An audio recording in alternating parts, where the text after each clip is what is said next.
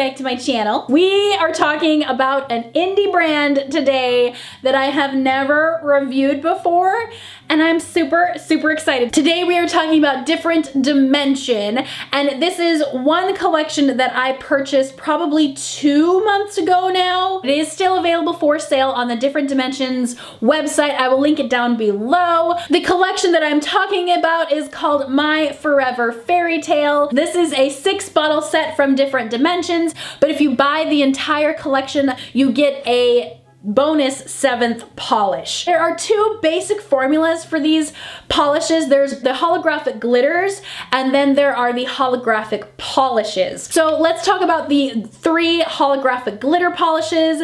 The first one being Slay Your Own Dragons. You have some teal, blue, green, finely milled metallic holographic glitters. All of these glitters are kind of in this like linear holographic base. So not only do you get some rainbow popping from the holographic glitters, but you also see a little bit of a rainbow haze to the entire polish as a whole, which is so cool. So here is the first coat of Slay Your Own Dragons, and I really, really love the formula with this polish because it's like thin enough that you can use it as a topper, but then it's like thick enough that you can build it up and have full opaque coverage with like 2 coats. I kind of overdone it a little bit, but you could use it as a topper if you wanted to. Okay, so now I'm gonna show you how you can build this one up and really give it full glitter coverage. Like honestly, you could be good in 2 coats with this one and maybe sponge on a 3rd if you've like missed some spots. It's good in 2 coats. Like this is an awesome, awesome glitter. I really love using these holographic glitters for accent nails, especially when dealing with some pastel colors. Absolutely love it. Such a cute color, amazing formula.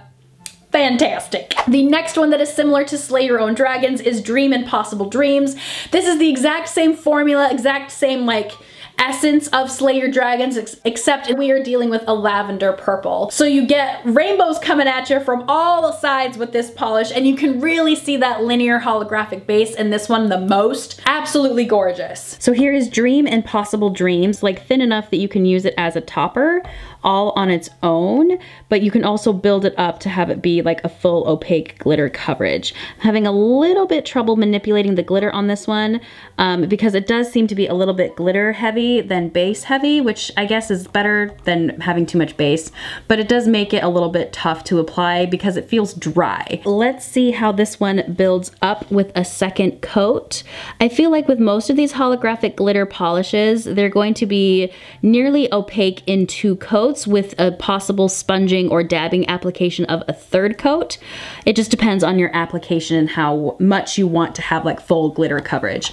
To me, this looks good in 2. I might go back and kind of dab in a little bit on the sides where I missed application a little bit, but you can still see that linear holographic base with some beautiful holographic glitter in there too. This is mesmerizing. Really, really liked this one. This one is definitely one of my favorites from this collection, and it's just so amazing, so incredibly cute. The next one from this collection that's still in this kind of holographic glitter polish would be Always Wish Upon a Star. The components of this polish are just like the other 2 we've already visited in this collection, but instead of dealing with purple or green, we are dealing with pink, and it's almost like a rose gold, which I'm just in love with. I love it! That linear holographic shift is so apparent in this bottle, and it's really apparent on the nails too. Love it, absolutely love it. Here is Always Wish Upon a Star. And really, really nice. I got just the right amount of product on the brush this time to show that you really can do a nice glitter topper all on its own with a base color, and then it would still, you could still see that color shining through with that holographic like base in there still shining through. So I really, really like this one. This one's probably one of my favorites. Let's build it up and see how it goes. Just like with the rest of the polishes, the glitter, holographic glitters in this collection, it's nearly opaque in 2 coats, but you might need like a dabbing of a 3rd on there, but only in like certain spots. I love wearing this one as an accent nail and using it as like a gradient to make a nice like glitter gradient on a pastel pink. gorgeous. I love this one. This one is definitely like, oof, you're gonna want this one. It's so cute. The other 3 polishes in this collection are definitely more along the lines of linear holographic polishes, but there are some elements of glitter in there too. The first one would be The Best Is Yet to Come. It's in this beautiful like Cinderella blue. You can see some changing of the guards here as we see some rainbow shifting happening. Absolutely fantastic. There are some finely milled silver glitters in here and some finely milled holographic glitter. Here is the first coat of Best Is Yet to Come. And this one has so much like just payoff as far as like saturation. You definitely, this is not a topper. Like this is a polish all on its own. It's very, very thick, lots and lots of glitter in there to make it completely opaque all on its own. I'm having a little bit of issue of application because I'm over manipulating it a little bit, but you get tons of payoff with just one application. So I was really impressed with this polish when it dried because it's so shiny. Like it's still super, super shiny, but I did have some bald patches here and it's a little bit ununiform in color, so I'm going to do a second coat here. That way I can demonstrate once again the really nice smooth formula of this. So long as you have enough polish on your brush, you won't get any dragging or lagging, but if it is a little bit on the dry side, like you don't have enough product, you will have some issues with application. I really, really loved this polish. Definitely does need a topper with this one, just to kind of smooth things out as best they can, but more importantly to give everything a gorgeous shine. Really like this one. So another one I have from the different dimensions is Never Too Old for Fairytales. We're dealing with another linear holographic polish, but instead of it being in a blue color, we're dealing with a nice lavender purple. So dainty, so soft, so pretty and smooth. You see a nice holographic shift running through there as you spin the bottle. There's also some finely milled silver glitters and some holographic glitters, but it's not overwhelming or super chunky like the holographic glitters from this collection. Once again, we need to have like just the right amount of product on our brushes to make sure we get nice application. Not super draggy, not laggy. There are some like glitter distribution issues, but honestly that just comes with practice with working with these polishes. You really have to have a very gentle and like well-tuned hand to work with these polishes, but I don't know, the payoff is so beautiful and they're so sparkly, like I can't help it. They're gorgeous. Just like with the other ones in this collection, we are going to be good in 2 coats. It is awesome, flawless, smooth, perfect if you have enough product on your brush, and it just looks stunning. Just a lovely purpley, glittery, wonderful polish. Super, super nice, very light and feminine, but sparkly and pizzazzy at the same time. Love it, absolutely love it. And then the last linear holographic from the collection is Once Upon a Time. I loved this one the most out of the linear holographics. It's so pink. It is so pink, but like a nice, dainty, sparkly, glitzy, pizzazzy pink that looks so good in this linear holographic. So let's look at the formula of Once Upon a Time. You need to make sure you have enough product on your brush because I have noticed that like it gets dry. It feels dry when you don't have enough of the product.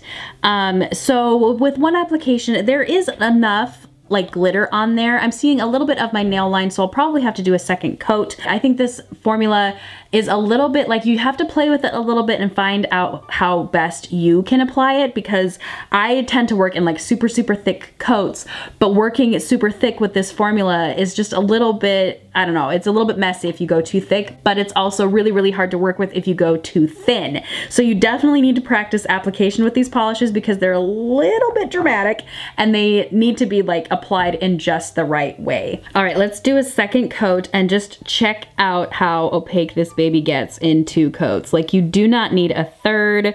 It is done in 2. It is so gorgeous. Like look at the sparkle on that. It's just, it's breathtaking. I really, really like this one on my nails. I thought it looked so nice in a completed manicure. I felt this one was one of the more wearable ones to do an entire manicure with this polish. With some of these, I felt like it was too much. It was just too much to wear the entire thing on all of your nails with no like nail art or anything to break it up. There was enough of a color base in there to really kind of give you a gist of the color without it being like overpowered with linear holographic or like holographic glitters. colors, which is really, really fun for accent nails and nail art, but a little harder to wear if you want to do your whole hands in one bottle. It's definitely one of my favorites from this collection. And then finally, the bonus polish. This is called Tale as Old as Time, and it's nude linear holographic polish. There are some iridescent glitters in there, so it kind of gives you kind of a more of a greenish, goldish tinge to it, which I really, really love. I really don't care too much for nude polishes, but I do love glitzy nudes, and that's what this is. It's a very, very glitzy, in-your-face, sparkly nude that I really, really like. So here's first coat of Tale as Old as Time, and this one is so nice. Like, I really like the application on this one. It doesn't feel too dry because there's not a whole lot of glitter in there. It's mostly a linear holographic. So the second coat of this color really, to me, doesn't seem like it does all that much. Like, it doesn't deepen the color. Yeah, we get rid of that nail line a little bit. Not bad, not a bad polish. Really, really liked this polish.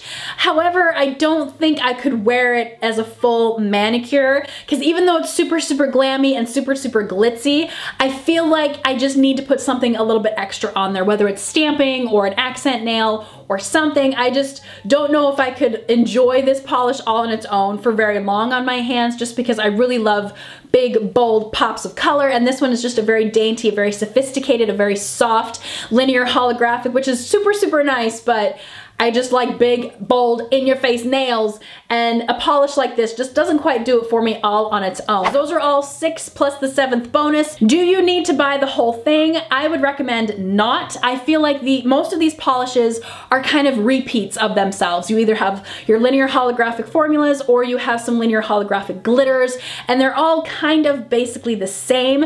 I would recommend looking at this collection and deciding which colors you enjoy the most, which ones you think you get the most use out of, because as a whole, they're all very, very similar. Do I feel like they're really useful as wearing full manicures on their own?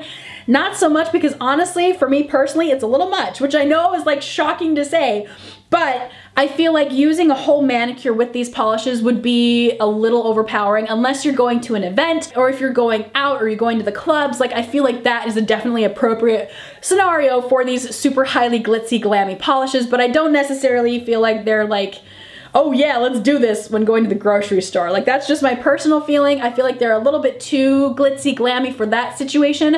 However, I do feel like they're perfect for accent nails or nail art. These are great polishes for that. With this being my first experience with different dimensions, I am definitely going to be checking them out more. So if you have any recommendations of different dimensions polishes, ones that you've really, really enjoyed and ones that you've really, really loved, let me know in the comment section down below. But that is my video for today, you guys. I hope you enjoyed it. Make sure and subscribe to my channel if you are new, and I will see you guys in the next video. Bye!